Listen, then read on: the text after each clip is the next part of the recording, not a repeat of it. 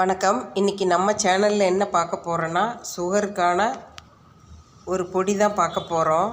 இன்றைக்கி சுகர் வயசு வித்தியாசம் இல்லாமல் எல்லாத்துக்குமே பொதுவான நோய் ஆயிடுச்சு.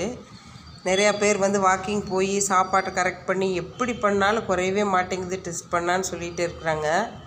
அவங்களுக்கெல்லாம் நாங்கள் இது மாதிரி ஒரு 3 வருஷமாக இதுதான் ஃபாலோ பண்ணிகிட்ருக்கிறாரு வீட்டில். அவர் இது சாப்பிட்டதுக்கப்புறம் கண்டிப்பாக சுகர் ஒரு 110 120க்கு மேலே டெஸ்ட் பண்ண இருக்கிறதே இல்லைங்க. நீங்களும் இதே சாப்பிட்டு பாருங்கள். இது என்னென்னா நம்ம வீட்டில் இருக்கிற பொருள்களை வச்சு பண்ணுறது தான். இது பாருங்கள், இது வெந்தயத்தை நல்லா ஊற வச்சு முளைக்கட்டி நெல்லையே காய வச்சு எடுத்துருக்கிறேன். இது 1/2 கிலோ. அதுக்கு 100 கிராம் கருஞ்சீரகத்தை வறுத்து எடுத்து வச்சுருக்கிறேன்.